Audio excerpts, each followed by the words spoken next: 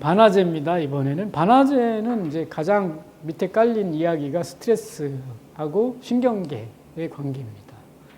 그게 이제 그 뭐죠? 패턴으로 작동한다는 거죠. 반화제를 볼 땐 그거 꼭 생각하셔야 됩니다. 그래서 그 스트레스를 받았을 때 앞에 이제 시호제를 쓰는 상황도 스트레스하고 연관이 돼 있었잖아요. 그러면 그때의 패턴과 반화제가 갖고 있는 스트레스 패턴을 구분해서 생각해야 된다는 것을 이해하고 보셔야 됩니다. 공화탕입니다. 축수 이흠. 이게 딱 떠오르면 뭐가 생각나? 질병은 염증이다. 염증은 부종이다가 떠올라야 됩니다. 부종이 떠올라야 된다. 그럼 이때 축수음이 뭘까? 이제 이런 걸 생각하는 거죠. 왜 축수하는데 궁화탕을 썼을까? 그런 생각을 해보는 거죠. 당연히 이진탕에다가 천궁을 더 넣은 거죠. 그 정도입니다. 이진탕에 천궁 더 들어간 거 정도. 그런데 얘들이 왜 축수 이음에 사용됐느냐는 거죠. 이게 부종 환자일까요? 이 궁화탕 환자가? 그 생각을 하는 거예요. 그렇게 하면서 뒤로 넘어갑시다. 담에 대한 내용이에요. 전에 우리 강의하면서 한번 봤죠? 눈하고 입과 눈이 푸들거려. 이 모든 거 이렇게 막히고 뱉어도 나오지 않고 명치 밑에 얼음이 머물러 있는 것 같고 싸늘하고 일정한 곳 없이 안타깝게 아프고 등뼈 가운데가 손바닥 크기만큼 얼음이 차갑고 그 다음에 스멀스멀 벌레가 기는 것 같고 이 말을 잘 보라는 얘기죠. 가슴과 배 사이에 두 가지 기운이 서로 얽힌 것 같기도 하고 목이 메인 것 같기도 하고 연기 낀 것 같기도 하고 얼굴이 화끈화끈 다는 것 같기도 하고 뭐뭐 같기도 하고 뭐뭐 같기도 하고 막 다 이렇잖아요. 그죠? 이게 뭐냐면 전부 다 감각 이상이에요.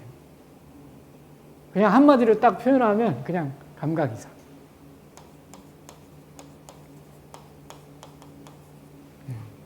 요 이면에 뭐가 있어요, 그러면? 감각에. 신경이 있는 거죠. 감각, 신경이 있는 거예요.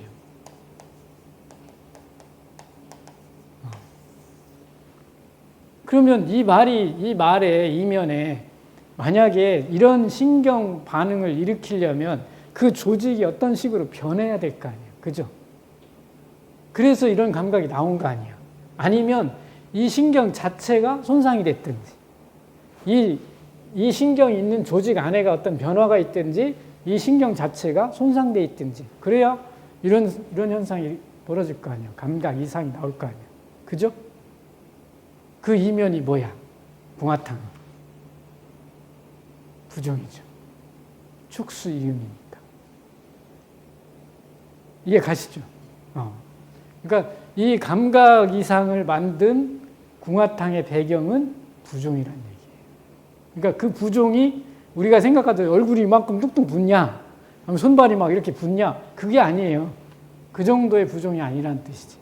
아주 미세하게 부어가지고 신경의 전달을 압박하고 있다는 뜻이에요. 그 다음 사진을 보면 금방 알아요.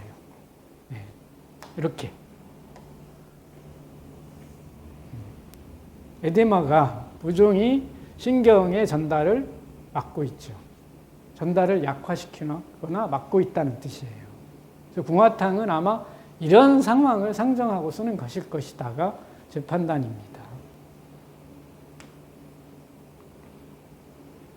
자, 염증의 끝은 신경퇴행입니다. 이렇게 만성 염증이 왔고 그 다음에 제일 마지막에 신경퇴행이 일어납니다. 그래서 신경이 변해도 앞에 증상이 나타날 수 있죠. 부어서 전도가 안 돼도 앞에 증상이 나타날 수 있고 담음의 증상이 나타날 수 있고 신경 자체가 변해도 담음의 증상이 나타날 수 있죠. 대표적인 게 당뇨병성 신경병성. 발바닥이 화끈화끈 아니면 저리저리 뭐 이런 환자들 있잖아요.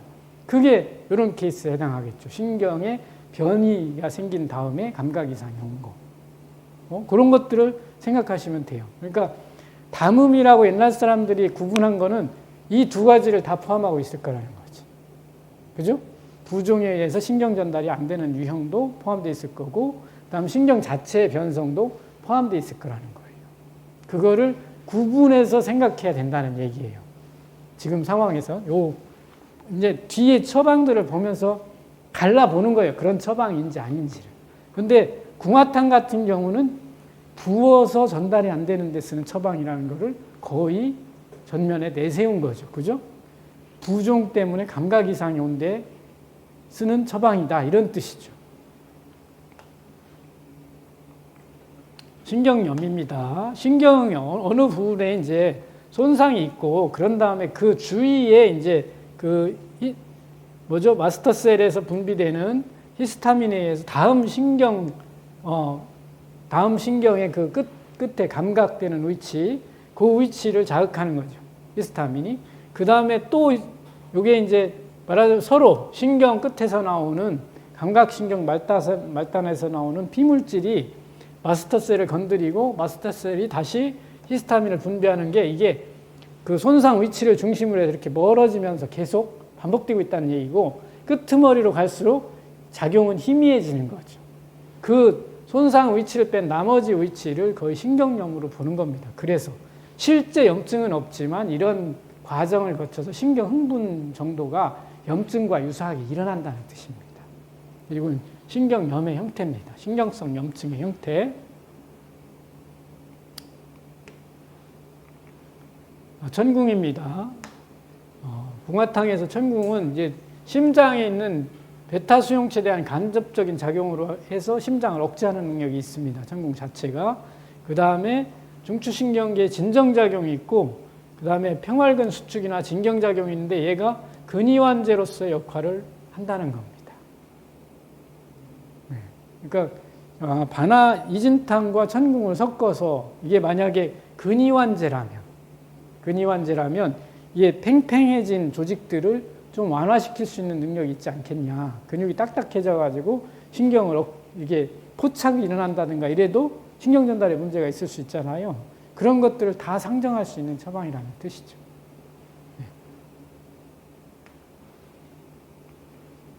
보험상병입니다. 그래서 병적 수분 정체, 우리도 이렇게 표현을 했죠. 근데 이제 이 내면에 있는 어떤 것들을 지금 바라보고 있지 못하고 외부로 나타나는 증상을 좀 설명해 주면 훨씬 좋을 텐데 그런 정도는 아닌 거죠. 그냥 병적 수분 정체 정도로 보고, 옛날 사람들이 이게 이제 지금 우리 생각에 신부전 같이 얼굴이 붓거나 다리가 붓거나 이런 거를 이걸로 얘기하지는 않았을 거라는 얘기입니다. 그건 알았으니까. 그죠? 그거 이외에 이런 형태의 부종을 어떻게 우리가 이해해 드려야 되냐는 문제가 있는 거예요. 그죠? 그 상태, 신경 흥분을 어느 정도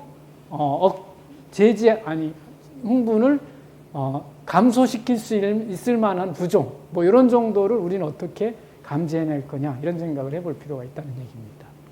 그래서 이런 거, 그 다음 관절염이나 관절통, 정신불안에도 쓰네요. 이거 스트레스겠죠, 이런 경우는.